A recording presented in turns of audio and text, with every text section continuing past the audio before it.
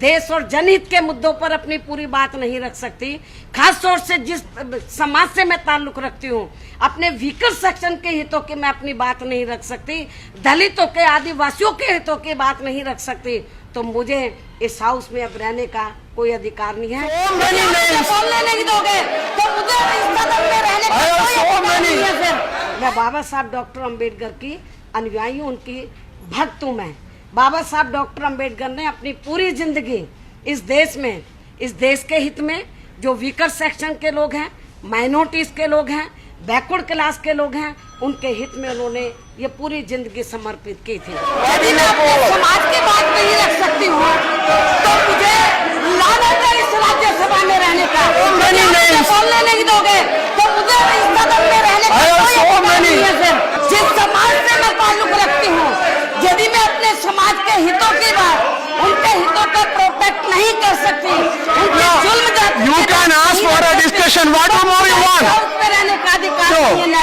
मैं हाउस का इस्तीफा हूँ। जैसा कि आप लोगों को ये मालूम है कि जब से केंद्र में बीजेपी की सरकार बनी है, तो पूरे देश में और खासकर बीजेपी शासित राज्यों में तो बड़े पैमाने पर दलितों का, पिछड़ों का, अकलियतों में भी खासकर मुस्लिम समाज के लोगों का, क्रिश्चियंस का, ईसाइयों का, मजदूरों का, किसानों का, जो मध्यम वर्ग के लोग हैं, इनका बड़े पैमाने पर शोषण व उत्पीड़न हो रहा है।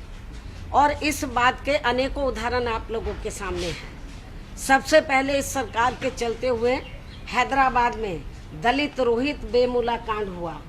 उसके बाद गौ रक्षा के नाम पर गुजरात में ऊना कांड हुआ। ये आप लोगों से छिपा नहीं है, लेकिन इसके बाद भी इनकी तसल्ली नहीं हुई। और उसके जैसे ही उत्तर प्रदेश में ईवीएम में गड़बड़ी करके बेईमानी से, तो जब इन्होंने अपनी सरकार बना ली, तो सरकार बनने के चंद दिनों के बाद ही, कुछ समय के बाद ही, तो वहाँ दलितों के ऊपर, सहारनपुर जिले के सब्बीरपुर गांव में, तो वहाँ दलितों के ऊपर बड़े पैमाने पर उत्पीड़न किया गया। और इतना ही नहीं, वहाँ के जो अधिकारी थे उनकी मौजूदगी में उत्पीड़न हुआ। वहाँ पर सब्बीरपुर गांव में जो दलित वर्ग के लोग थे, उनके 60-70 घर जो है जलाकर राख कर दिए। उनकी माताओं बहनों के साथ जुल्म जाति की, जो गर्भवती औरतें थी तो उनको लात घूंसों से मारा गया और उनका खाने तक का भी सामान नहीं छोड़ा गया। और इतना ही, लेकिन सरकार देखती रही, ना उनकी आर्थिक मदद की, ना दोषी लोगों को पकड़ा गया। उसके बाद जब मैंने वहां जाने का प्रोग्राम बनाया सब्बीरपुर गांव में, और मैंने वहां, हमारे पार्टी के लोगों ने उनसे परमिशन मांगी थी। उनको ये कहा था कि हमारी जो नेता है तो वो हेलीकॉप्टर से आ रही है, समय ज़्यादा नहीं लगेगा, हेलीपैड की परमिशन बनाने की दे दें। उन्होंने नहीं दिया। उसके बाद हमारी पार्टी के लोगों ने लिखित में वहाँ के डीएम एसएसपी को उन्होंने लिखित में पत्र दिया कि हमारी नेता बाई रोड आ रही हैं, उनकी सुरक्षा का पूरा बंदोबस्त किया जाए। उसकी लिखित कापी हमारे पास है, रिसीविंग की, डीएम और एसएसपी की। और उसके बाद जब मैं बाई रोड उधर गई, तो जहां मुझे हेलीकॉप्टर से 1 घंटे का समय लगता, लेकिन वहां पहुंचने में मुझे लगभग 9 घंटे लगे। और जगह जगह मुझे बहुत दिक्कत गई मुझे, और जगह जगह इन्होंने, क्योंकि सरकार वहां उनकी है, तो जगह जगह ट्रैफिक जाम था। मुझे Z+ की सिक्योरिटी है और ना कोई सिक्योरिटी का बंदोबस्त किया। और जब मैं उस गांव में गई तो डीएम एसएसपी गायब थे वहां से, और वहां पे हालात बड़े खराब कर दिए गए, लेकिन नेशनल मीडिया वहां पे मौजूद था। मैंने संयम बरता और मैंने कोई ऐसी बात नहीं की जिससे वहां पर दलितों में और अपर कास्ट के लोगों में, क्षत्रियों में वहां पर मतभेद पैदा हो या उनमें आगे कोई संघर्ष हो उनमें। तो मैंने उनको भाईचारे के साथ रहने की अपील की, लेकिन इनको ये अच्छा नहीं लगा। और इतना ही नहीं, हमारी पार्टी ने, क्योंकि वहां पर जो 60-70 घर जलाकर राख कर दिए थे, जिनका उत्पीड़न किया गया था बड़े पैमाने पर, तो हमारे लोगों ने सरकार से मांग किया कि इनकी आर्थिक मदद की जाए। घोषणा तो कर दी, लेकिन किसी को 5,000 दिए, किसी को 10,000 दिए। उनकी हालत खराब हो गई। और तब फिर मुझे उधर जाना पड़ा। मैंने उनसे पूछा कि भाई एक दलित संगठन भी है, उन्होंने बोला वो तो बीजेपी का प्रोडक्ट है। करे उन्होंने तो हमारे लोगों से पैसा इकट्ठा कर लिया, कोई मदद नहीं की है। तब मैं उधर जो आर्थिक तंगी से जूझ रहे थे हमारे लोग, खुद मौके पर मैं उधर गई, उनके घर जले हुए मैंने देखे, पीड़ित परिवार के लोगों से मिली। हमारी पार्टी ने जिनके घर जल गए थे उनको 50,000 रुपये देने का पार्टी की ओर से फैसला लिया, जो जख्मी हो गए थे 25,000। मैं वहां से लौट कर आई, लेकिन मेरे लौटने के बाद वहां पर एक दलित की हत्या कर दी जब वो अपने गांव में जा रहा था। लोगों को जुल्म जाति का शिकार बनाया गया। लेकिन जब मैं दिल्ली वापस लौट कर आ गई तो मैंने जब वहां पर चेक भिजवाए 60-70 लोगों के चेक भिजवाए 50,000 और 25,000 के, आप लोगों को ये जानकर आप लोगों को ये आश्चर्य होगा कि वहाँ के डीएम एसएसपी ने, हमारी पार्टी के लोग उस गांव में नहीं गए। जो सफरर थे, दुखी पीड़ित लोग थे, उनको सहारनपुर पार्टी का जो दफ्तर था वहाँ बुलाया गया और उनको कहा कि आप इधर आ जाओ, हम आपको ये ड्राफ्ट दे रहे हैं। तो उनको वहाँ पर सब लोग आ गए थे जो जिनको ड्राफ्ट देना था, लेकिन वहाँ के डीएम एसएसपी मौके पर पहुँच गए। उन्होंने बोला आप ड्राफ्ट नहीं दे सकते, हमारी परमिशन से ड्राफ्ट देंगे, यानी कि हम अपने लोगों की मदद भी उनकी परमिशन से करेंगे।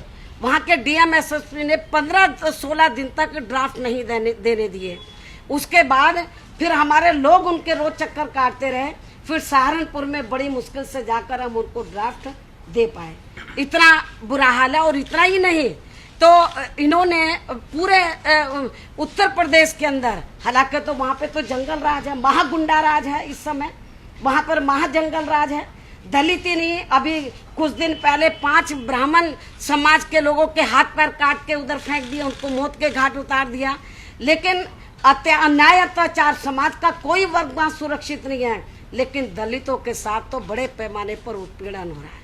तो मैंने ये फैसला लिया था कि जब इधर हाउस चलेगा तो मैं इस मामले को स्थगन प्रस्ताव के तहत इसको मैं लाऊंगी, क्योंकि ये गंभीर मामला है। ये जैसे हाउस शुरू हुआ तो हमने स्थगन प्रस्ताव का नोटिस दिया हुआ था। स्थगन प्रस्ताव में कोई 3 मिनट की कंडीशन नहीं होती है। उन्होंने मुझे बुलाया, उपसभापति ने, माननीय उपसभापति ने मेरे को बुलाया, उनको मेरी पूरी बात सुननी चाहिए थी, क्योंकि ये स्थगन प्रस्ताव के तहत उन्होंने मुझे बुलाया, 0 आवर के तहत नहीं। 0 आवर जरूर था, 0 आवर में 3 मिनट की कंडीशन होती है, लेकिन स्थगन प्रस्ताव में कोई 3 मिनट की कंडीशन नहीं होती है। क्योंकि स्थगन प्रस्ताव के तहत जब मैं अपनी बात रखने के लिए खड़ी हुई, खासतौर से सहारनपुर में जो सब्बीरपुर गांव में जो दलितों का उत्पीड़न हुआ और पूरे देश में जो दलितों का, वीकर सेक्शन का, अकलियतों का, किसानों का, मजदूरों का जो उत्पीड़न हो रहा था, और खास तौर से मैं वीकर सेक्शन के मामले में दलितों के उत्पीड़न को लेकर जब मैं बोलने के लिए खड़ी हुई तो सत्ता पक्ष के लोग खड़े हो गए, सारे सत्ता पक्ष के लोग खड़े हो गए और मुझे अपनी बात नहीं रखने दी। ये बड़े दुर्भाग्य की बात है, बड़े दुख के साथ मुझे कहना पड़ा। फिर हाउस के अंदर मैं आपको ये बताना चाह रही हूँ कि मैंने माननीय उपसभापति जी को बोला कि ये 0 आवर नहीं, आप 3 मिनट की कंडीशन नहीं रख सकते हैं। जब मैं अपनी पूरी बात नहीं रख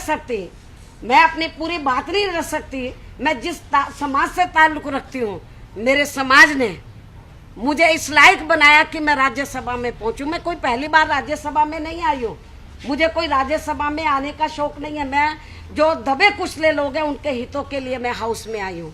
मैं कई बार राज्यसभा में आ चुकी हूँ, लोकसभा में भी मैं चुनाव जीत कर आई हूँ। ऐसा नहीं है कि मैं लोकसभा में नहीं आई हूँ, मैं कई बार लोकसभा का भी चुनाव जीत कर आई हूँ, राज्यसभा में कई बार आई हूँ। विधान परिषद में जब मैं उत्तर प्रदेश की मुख्यमंत्री 4 बार बनी तो मैं विधान परिषद में भी चुनकर आई और नॉमिनेट होकर आई, और विधानसभा में भी चुनकर आई। ऐसा नहीं है कि मैं चुनाव लड़ने से डरती हूँ। मैंने कई बार लोकसभा का चुनाव लड़ा, जीता।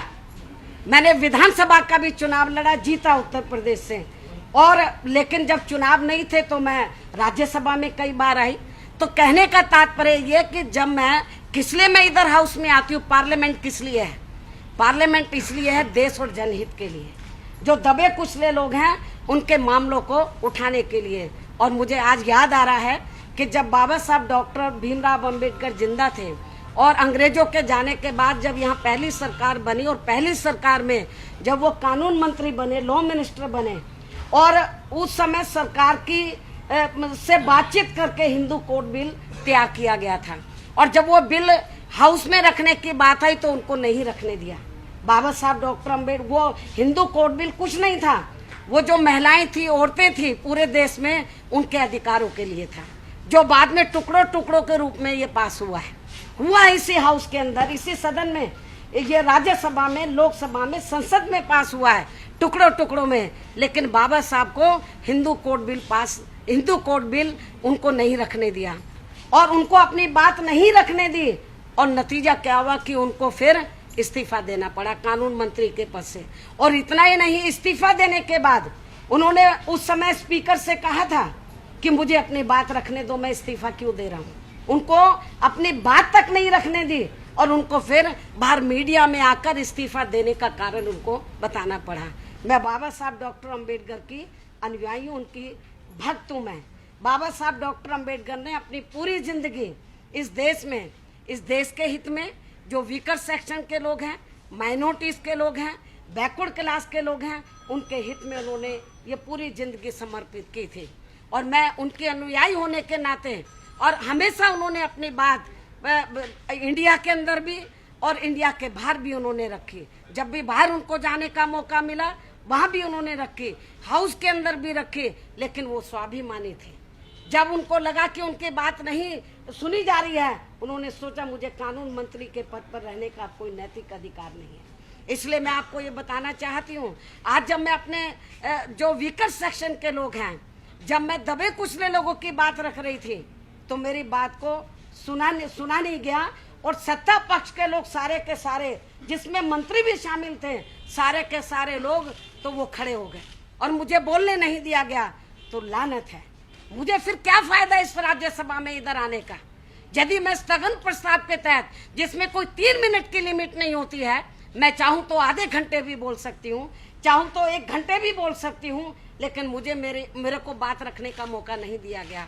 तो मैंने आज ये फैसला लिया है कि ऐसे हाउस के अंदर ऐसी सरकार के रहते हुए, जो बीजेपी के नेतृत्व में एनडीए की सरकार चल रही है, जो बाबा साहब डॉक्टर अम्बेडकर के नाम पर दलितों को गुमराह करना, आए दिन गुमराह करती रहती है। और ये भी मैं आपको बताना चाह रही हूँ कि ये लोग सोच रहे होंगे, बीजेपी के लोग, कि दलित को उपराष्ट्रपति का उम्मीदवार खड़ा करके तो दलित उनको वोट मिल जाएगा। इनको सपने में भी नहीं सोचना चाहिए। आज पूरे देश के अंदर, पार्लियामेंट के अंदर, राज्यसभा के अंदर, जो सहारनपुर में, जो शब्बीरपुर, जो दलित उत्पीड़न कांड हुआ है, जब मुझे इस सरकार ने बोलने नहीं दिया है, तो ये इनकी नौटंकी नहीं है तो क्या है, ये इनकी नौटंकी नहीं तो क्या है। इसलिए मैंने ये फैसला लिया है कि मैं ऐसे, जब मैं अपनी बात नहीं रख सकती, देश और जनहित के मुद्दों पर अपनी पूरी बात नहीं रख सकती, खास तौर से जिस समाज से मैं ताल्लुक रखती हूँ, अपने वीकर सेक्शन के हितों की मैं अपनी बात नहीं रख सकती, दलितों के, आदिवासियों के हितों की बात नहीं रख सकती, तो मुझे इस हाउस में अब रहने का कोई अधिकार नहीं है। इसलिए मैंने राज्यसभा से इस्तीफा देने का फैसला लिया।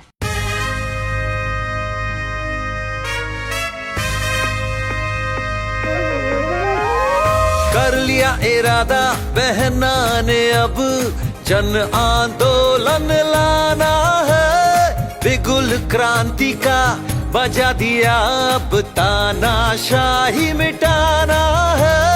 नीला झंडा ले लो हाथ, झूमता हाथी अपने साथ, नीला झंडा ले लो हाथ, झूमता हाथी अपने साथ, नीला झंडा ले लो हाथ, झूमता हाथी अपने साथ। सुनो समर्थक बसपा के, ऐसी तैयारी करना है, देश के कोने कोने में परिवर्तन मुहिम चलाना है।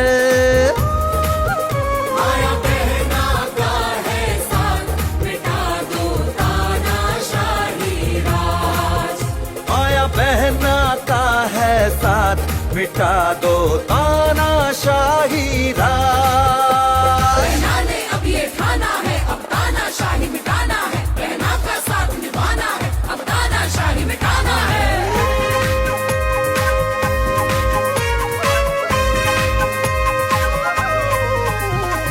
हार को अपनी जीत बनाना माया बहन को आता है, सत्ता मद में डूबो को आईना न दिखाना आता है नफरत बांटने वालों का, नफरत बांटने वालों का सारा ही वजूद मिटाना है। कर लिया बहना ने इरादा जन आंदोलन करना है। माया बहना का है साथ, मिटा दो तानाशाही राज। माया बहना का है साथ, मिटा दो तानाशाही राज।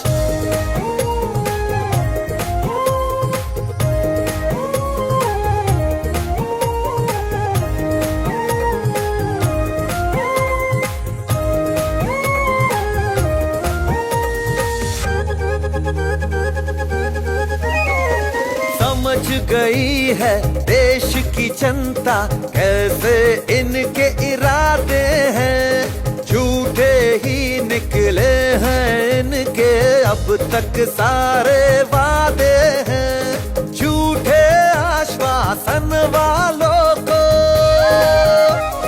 झूठे आश्वासन वालों को अब जनता ने जाना है। विकुल क्रांति का बजा दिया अब तानाशाही मिटाना है। माया बहना का है साथ, मिटा दो तानाशाही राज। माया बहना का है साथ, मिटा दो तानाशाही राज। बहना ने अब ये ठाना है, अब तानाशाही मिटाना है। बहना का साथ निभाना है, अब तानाशाही मिटाना है।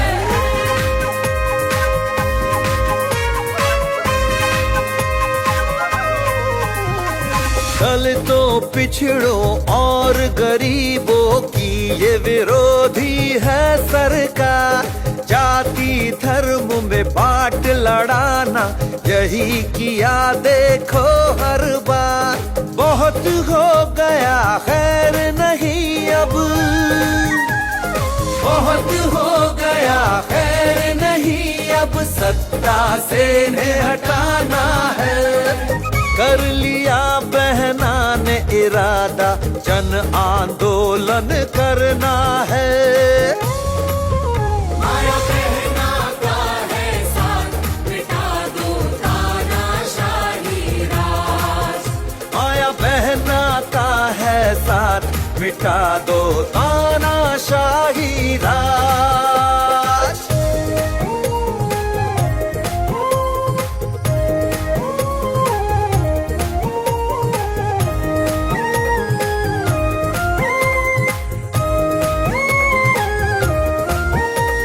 बाबा साहेब कांशी राम जी बोल गए,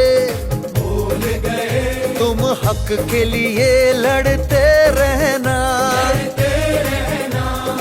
आंधी और तूफानों को भी चीर के राह बना लेना, यही बहना का मकसद है।